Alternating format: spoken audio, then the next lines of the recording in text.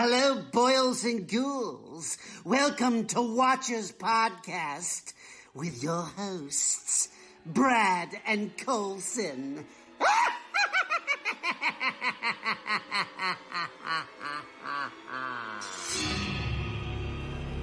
We all go a little mad sometimes. Hi, I'm Chucky. Wanna play? Why are you doing this to us? Because you were home.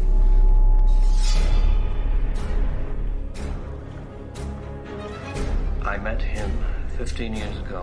I was told it was nothing like it.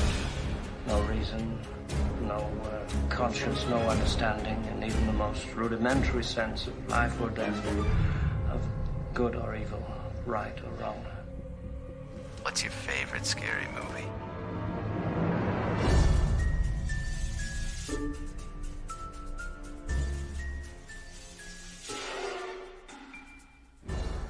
Hey everybody, welcome to the show. My name's Brad, here with Colson Oliver. Hello. We got a wonderful show for you today. Colson, how you doing? Doing good. Yourself? I'm doing great. You ready to talk about the NeverEnding Story today? Oh boy, am I. Here we go. Yeah. Before we do that though,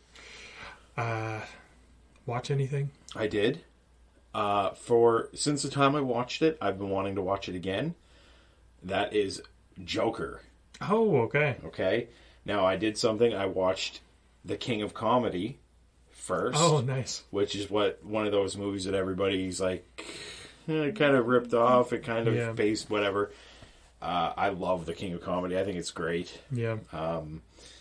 There are definite... You can see they're very similar, but also extremely different. Joker is obviously a way darker movie. King of Comedy is very funny.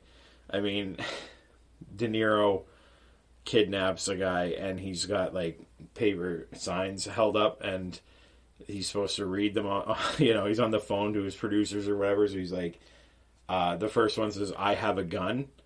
Yeah. And so the guy's just like, "I have a gun." And then De Niro like fumbles to get them pointed at my head. So it's just so funny. And then one of the cards is upside down and he drops one. It's very, very funny movie. That's great.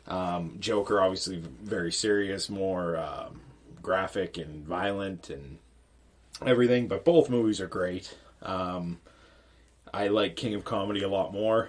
Yeah. But Joker's still a solid movie. All right.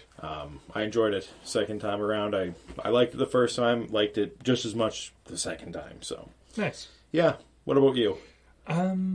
No movies this week, but we did finish watching a show called Inventing Anna. Okay. It's a Netflix series. It stars the girl who played Ruth on Ozark. Okay. Her name's not coming to me right now, but it's based on a true story about a girl named Anna Sorokin. Okay. Who took on like this alternate personality as Anna Delvey. Nice. And she basically just takes like the rich for a ride. Like, okay. She starts acting like she's a super rich person, saying that she has all this money that her father's eventually going to give to her. Nice. And like everyone believes her. Yeah. She's like living in hotels, like just spending money left and right. That's awesome. She's getting like these huge bank loans and stuff. It's crazy. Is this a mini, like it's not like season 1 or doing season 2? No, it's a mini series. Okay. I think it's like 8 or 9 episodes. Yeah. But like she has this weird accent. Right. Because she's like German, Russian, American accent that she's doing. And through the whole thing, you're like, I don't know if you're serious. Like, do you really have this money? Right. Or is this a lie? And the whole thing, like, there's a journalist that's covering it. And each episode is her talking to someone that's been involved with Anna. Okay. And then their story with her kind of thing. Right. And then it all comes together. Okay. It's really, really good. That's cool. Yeah. Made by whoever made Grey's Anatomy. Okay. I'm not a Yeah. Yeah. I would know the name if it was said, but I don't know. Shonda something. Maybe I won't know the name if it's said. Yeah. I've never watched an episode of Grey's Anatomy. Me either. Because I don't care about hospitals. No, me either. That sounds bad. That'd be a terrible soundbite if anybody listened to this. I know what you're saying because Yeah. I feel the same way. Yeah. But It's like, I don't like going to the hospital. I don't need to watch a show about being in a hospital. yeah. That makes sense. Yeah. Yeah, so that was the only thing I really watched. Okay. So now we're on to the NeverEnding Story. Yes. 7.4 on IMDb, directed by Wolfgang Peterson. Mm-hmm. And you want to tell everybody what it's all about? Yes. A troubled boy dives into a wondrous fantasy world through the pages of a mysterious book. Ooh. This one has a bunch of people that haven't really done much. Yeah. Noah Hathaway plays Atreyu, and Barrett Oliver plays Bastion. Mm-hmm. Right. They haven't done much. No. I think I read on trivia that Noah Hathaway owns a tattoo shop in Los Angeles, maybe. Cool. So that's cool. Yeah. A lot of the cast in this is uncredited. Like, you go on IMDb and you get like 8 people down, and it's like uncredited.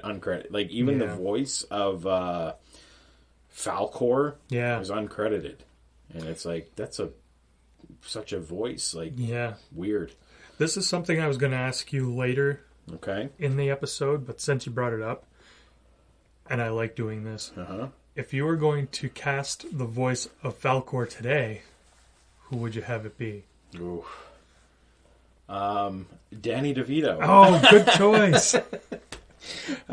Weird. That's what I was going to pick. Yeah, that's a good question. Give me some time. I'll think about it, and I'll give you an answer. Okay. As the episode goes on, when it pops up in my head. That's when you'll get my answer too. Okay. The runtime is about an hour. IMDb says an hour and 42 minutes. My DVD or Blu-ray says an hour and 34 or 33. Yeah. So I have no idea if they have some special edition. Yeah, that's crazy. It seems even shorter than that. I know. It flies by. Which is weird because the never ending. Exactly. They shouldn't have a runtime. Thanks, my kids, as I was watching the ending with them. It's a never-ending story. It just ended. Shut up. Have you seen this one before? About 30 years ago. Okay. So, pretty much no.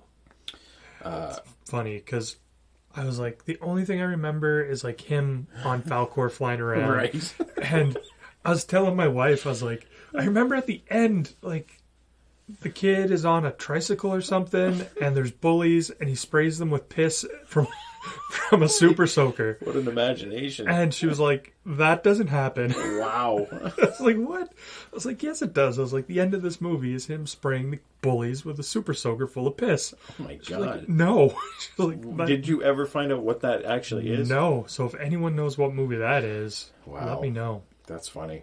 Yeah. The very first thing I wrote down, so we'll jump into this now. Yeah. This isn't a first watch for me. I've watched this multiple times throughout the years. I was so happy when he said, hey, you want to do this? I was like, yes, let's do it. The father. Yeah. He cracks an egg into orange juice and then whips it in the blender. Yep. And then drinks it. Like, he's a weak Rocky Balboa. Rocky just chugs like 6 eggs. This guy needs a little OJ and for it to be blended up. Yeah, and apparently that was a thing. Yeah. Like, people did this. You need that protein. I remember my dad being like, oh yeah, like, people crack an egg into orange juice and drink it. Yeah. Like, really? When I was a kid. So I tried it. And? He left out the part to whip it up. Oh. So it was just like drinking orange juice, and then you get a raw egg in your mouth, and it was just gag it back into the cup. That's disgusting. Yeah. Oh, yeah, we should have tried that just for this episode to see what it's like. Do you have eggs and orange juice? I do. Okay, after this episode's done, I will try that. There you go. We'll take a video of it. Sounds good. All right. Okay. Okay, so, yeah. I don't know. It's hilarious. He blends it for... And it's not very long either. It's like 5 seconds, and then he starts drinking it. Yeah. Classic. We'll bump up a little bit before this happens. Mm-hmm. One of the best opening songs Yep. What a great song. I have my note at the end about that. Oh. No, you. Sorry. No, it's fine. Jumping all over the place. I got a statement at the end. Okay. Which we'll get to it. Okay. These bullies, classic bullies. Yeah. They try to rob him. You find out he doesn't have anything, so they throw him in a dumpster. Yeah, full of hay in the middle of the city. The kid gets out of the dumpster, and they're like, "Hey, who told you you could get out of there?" It's hilarious. Yeah. Sad, but hilarious. Yes. Yeah, bullying's not funny, Coulson. Exactly. Oh, boy. Now, the book dealer... Have you ever been in one of those bookshops that are like that? Like, just hundreds of random... Not like a Chapters or a Barnes and Noble, but like a sketchy, family-owned for hundreds of years bookstores. I wish, but Yeah. no. I've been to like a bookstore downtown Charlottetown. Okay. That it's not sketchy, but there is a dog in there that just hangs out. Random. Yeah. But it's like full of old used books. That's cool. Yeah. Yeah, it's interesting. There's almost too much stuff though. Yeah. But there's no like tables covered in books that someone's in the middle of reading. And this like it doesn't look like there's any order at all. No. Like you can't even read half the books, so you can only see like the pages and whatever, but terrible customer service too. Oh, this for kid sure. comes in and he yells at him to get out. Get out. His little speech he gives about the book, like, "Hey, what's that book?" Or he says, like, you can't, and he lists off all these books that he's read, and he gives him a speech like, "Have you ever been trapped in a submarine like Captain Nemo or whatever?" And the kid's like, "Well, no." And that's our kind of first impression that this book's a bit different. Yeah. Setting up for obviously what's to come. Yeah.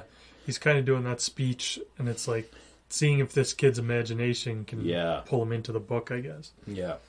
The phone rings, and the book dealer leaves, and the kid steals the book. Yeah. But he doesn't steal it. He says, "Don't worry, I'll return." And we also see the bookkeeper give a smile, like, perfect, you know. That's what I wanted. Yeah. So it's all okay. Now, the setting for the movie, for Bastian reading... I love it. He goes into the attic of his school, which is like, there's like skeletons and spider webs, and it's a great set. It is. It looks like it shouldn't be in the school at all. Yeah. It's all super dusty, very dirty, but and all like really wooden. Yeah. It looks like the attic of a house. It does, not of a school. Yeah. Yeah, and he starts reading, and we basically jump right into the movie, into the story. Yeah.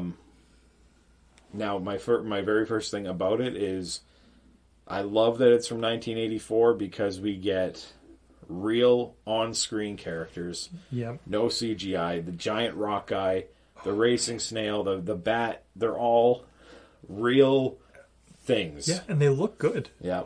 The rock guy holds up. Oh, for sure. I think he looks great. He's great. Did Jim Henson make all of this stuff? I'm not sure. I assumed he did, but I could look that up because my thing is still open. But I was very, very happy. Just thinking about today, if they remade that, I don't even think that the actors would be real. No. If they were, they would have some sort of... it wouldn't even be makeup. It would be CGI makeup. They'd be wearing those light bulbs on their face, acting like that, and it would just be, I don't know. Yeah. Have you seen the trailer for the Chip and Dale Rescue Rangers movie? No, I don't think so. It just came out, and it looks hilarious.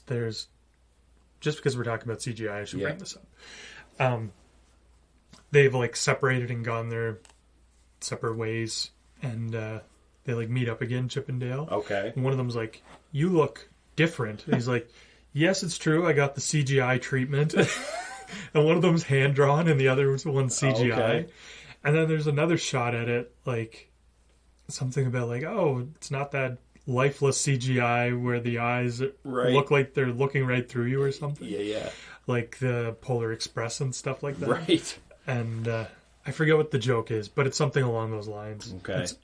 It looks like it's going to be a good movie. Okay. Roger Rabbit's in it. Okay. Yeah, so I'm excited. Yeah, that's good. I do not see Jim Henson anywhere. No. Looked up visual, special effects, makeup, costume.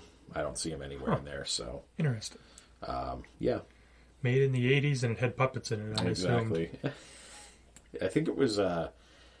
This may have been shot and everything in Germany. Oh, okay. So because the names I was reading were very German names, and I believe I read something in the trivia like it was the most expensive German movie ever, and may even still be. Cool. But yeah, that real things on screen are always better. Yeah. And it holds up pretty good. Not bad. I like it. Yeah. Atreyu, Yeah. the kid, he's 13 maybe. The whole fate of this world is on his shoulders. He's got he's a kid. Yeah, what an interesting one to pick. Yeah. Now watching this as a child, the wolf thing that is out to stop him, that terrified me. Yeah. Especially later when they come face to face at the end. That thing freaked me out. But his eyes are glowing green. Yeah. And the music that they play every time he's around, it freaked me out. And it's a creepy looking thing. Yeah. I started watching this with Kale. Okay. That ended pretty quick, I guess. When that part came up, he just like slowly pulled the blanket up over his face. Yeah. And he's like, tell me when that part's over. That's good. At least he doesn't try to fucking stick it out and end up getting nightmares or whatever. Yeah, I was wondering too. I'm like, is he going to sleep tonight? Yeah. But he must have forgot about it. That's good. Yeah. Yeah. The horse. Artex. Brutal scene. Yeah. I mean, the horse gets sad in the swamp of sadness or whatever the fuck it's called, and he starts sinking. Yeah. Dumb, stupid Artex. Yeah. He's like yelling at it like... It's like, stupid horse. He's pulling on it. Yeah. It's like sinking lower and lower. Just horrible. This is one of those scenes you always see in movies, Yeah. or like on the internet, where people are like, this is how I learned about death. Exactly. And like stuff like that. Yeah, it was brutal. Yeah.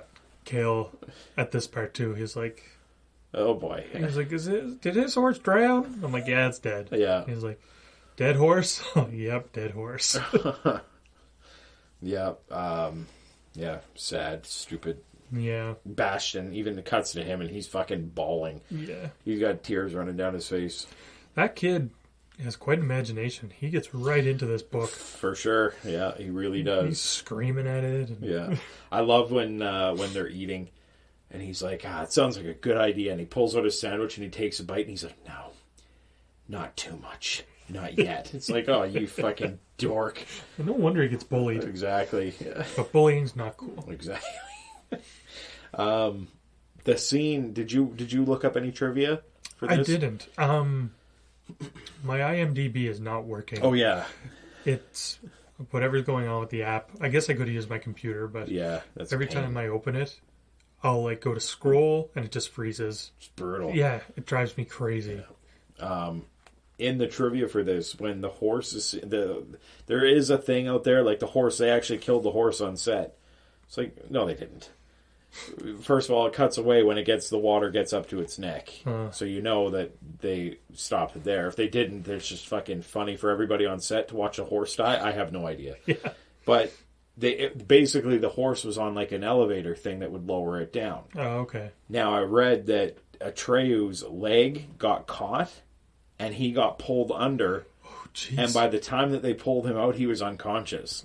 And they had to, like, do CPR and shit to bring him back to life, or back awake, or whatever the fuck. That's crazy. Crazy. That could have been... we may never even seen this movie if he had died. Yeah. But... he's lucky. Yeah. It's crazy. Now, the next thing I have, Falcor. Yeah.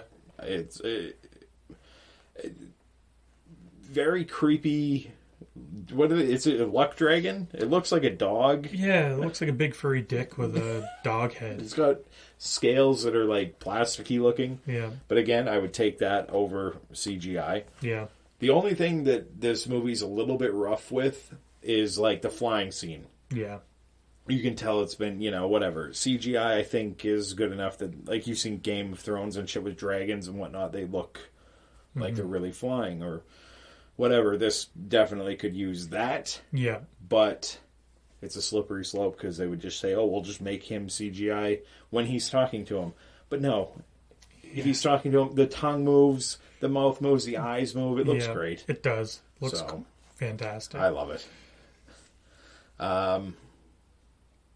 Yeah.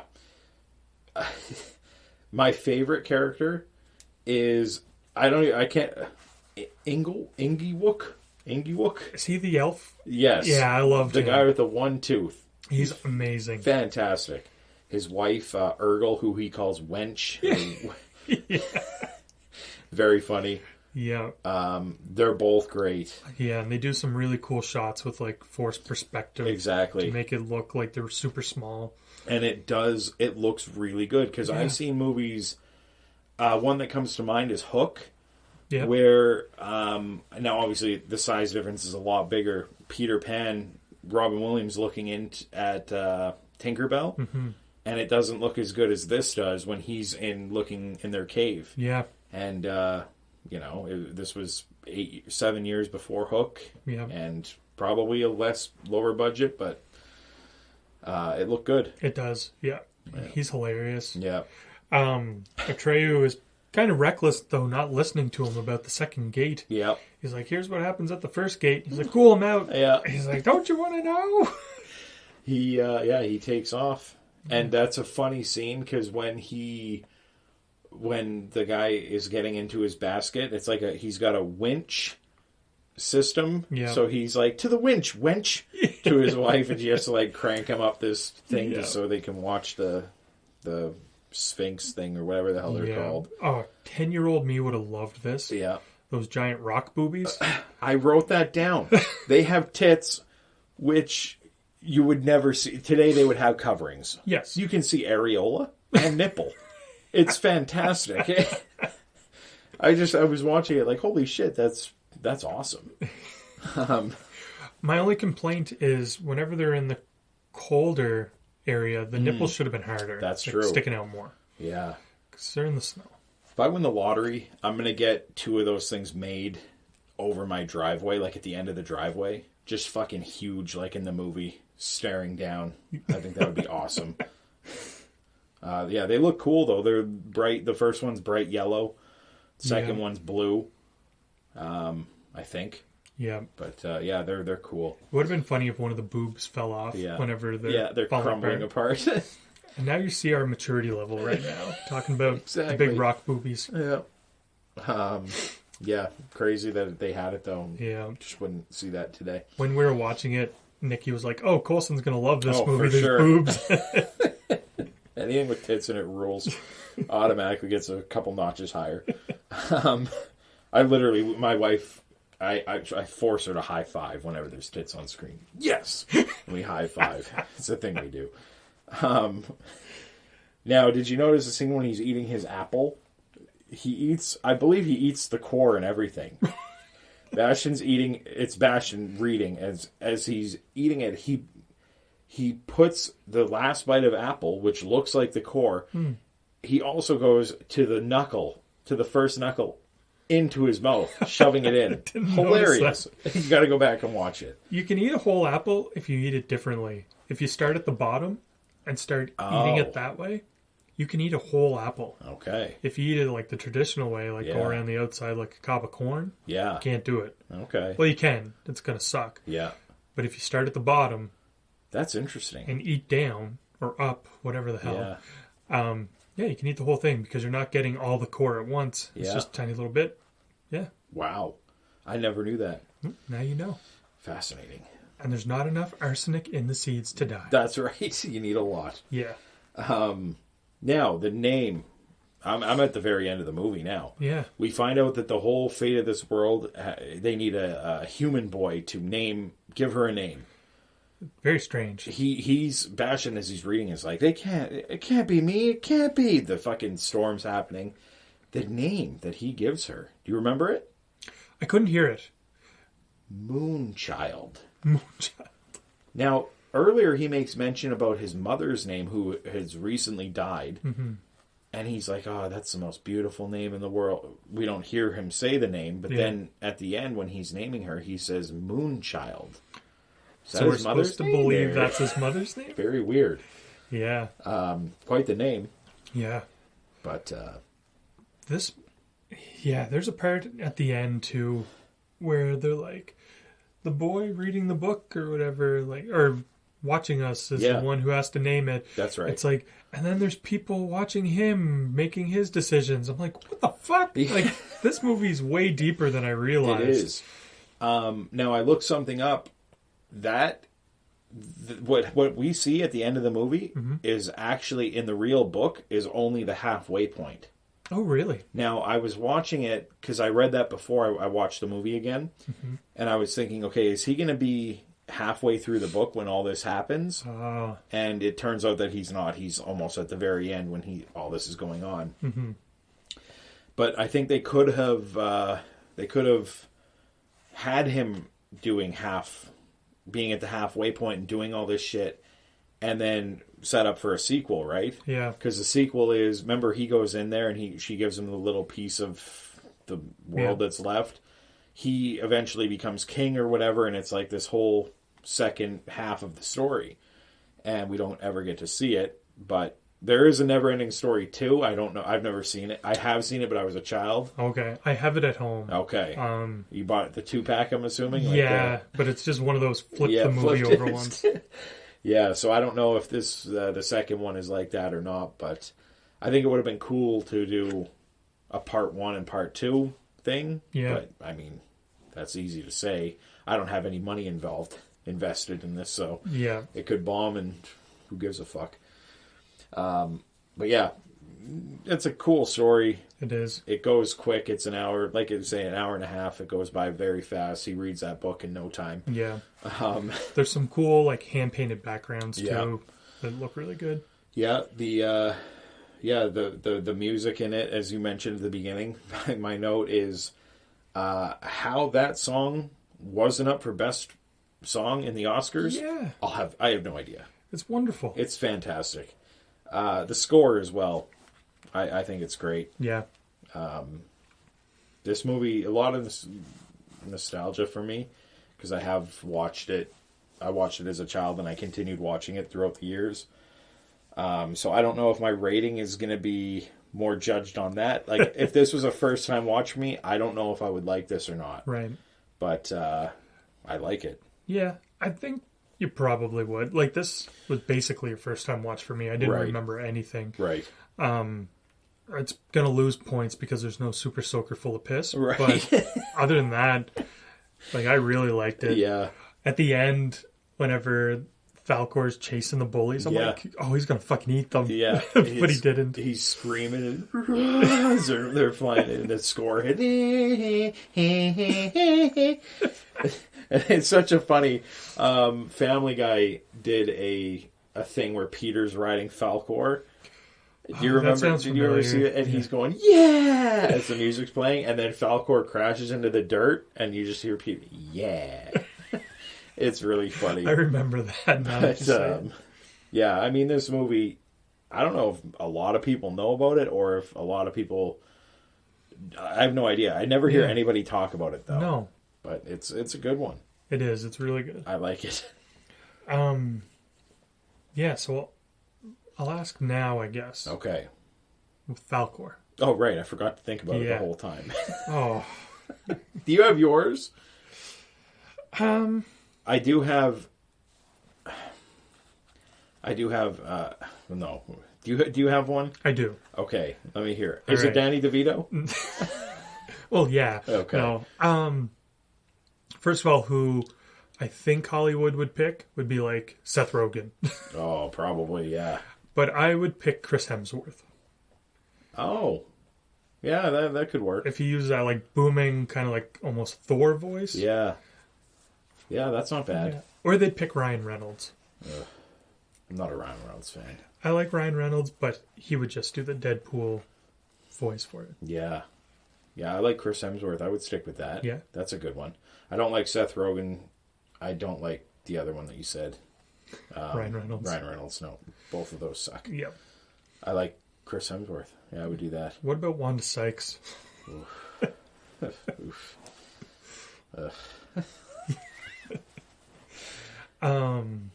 Yeah. Seth Rogen could do the big rock guy. Yeah. The Big Rock. Oh, that guy's great, too. He is. Big, strong hands. You mentioned how, when he's eating the rocks, and like his mouth is moving when he's talking and shit, Yeah. it look like it's a rubbery thing, but it looks so good. It does. And his bike that he's riding with the enormous, it's like a lawn roller. steamroll. Hilarious. So good. So good. Characters in this are great. Yeah. Yeah. I like it. Me too. I'm interested to hear your final rating on it. Do you have anything else? No, that's everything from me. Okay. I wish I had seen it more as a kid. Yeah. I do have I have what happens in the second half of the book if they were to do it that way. I have it actually written down. So the movie only covers the first half of the original novel by Michael Ende. Bastian reading the book and saving Fantasia for giving childlike Empress a new name. Therefore, the point at which the movie ends is only the halfway point of the book.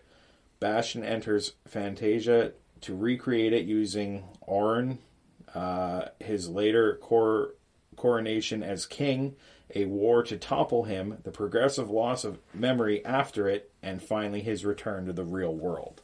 So it's like a whole nother thing. I think it would have been cool to see. Yeah, hopefully in the sequel we get some of that. And it's not the same kid. You know who's in the sequel? I know this is the kid from It, the original It, the Bill. Yeah. He's in it. Oh, okay. That's all I know. So. Is Atreyu? I don't know. I don't think so. But. Interesting. Yeah. Anyway, I don't have anything else. Yeah, that's Good it for movie. me too. Watch it. Yeah. Ratings. Okay, you want me to go first? Yep. I give it a 7.5 out of 10. Okay. So. I'm 8. 8. Yeah. I would go 8. Yeah. If I wanted to. It's only up to you. Yeah, that's right. No, it's a solid movie. Yeah. When you, like you say, when you suggested it, I didn't know how you were going to feel about it. Yeah. But, no, it's good. It's quick. I think the movie could have been a little bit longer than the runtime. Yeah, it goes by pretty quick. Yeah. We had to take a break for a second there. I had to look something up. And this is what I found. First of all, there's a NeverEnding Story Part 3. And this is Falkor. I'm going to show you the picture of it. Oh, geez. Yeah. That's brutal. Horrible. Yeah. I didn't even know there was a part 3, but there is, and it's a very, very low rating. But if you're listening to this, just type in NeverEnding Story Part 3 and take a look at some of the images from that. The movie looks awful. It's got the kid from Free Willy, Jesse from Free Willy. Yeah. He's in it. He's Bastian. When did this come out? The third NeverEnding Story, 1994. Oh, okay. So 10 years after the first one. Wow. Yeah. And then there's a TV show, I think, is there? in the 2000s. Okay. That was maybe just completely animated. That's could be weird. Brutal. Stick to the original. The sequel even looks like it goes downhill. Yeah. Like I say, I've seen it, but I cannot remember it. It's been 30 years. Right. So I got nothing else. So yeah, that's everything for me too. Okay. Yeah, so that's it for this episode. That is it. We'll be back next week with something else to something new tickle your ear holes with. Right. And thanks for listening. Bye.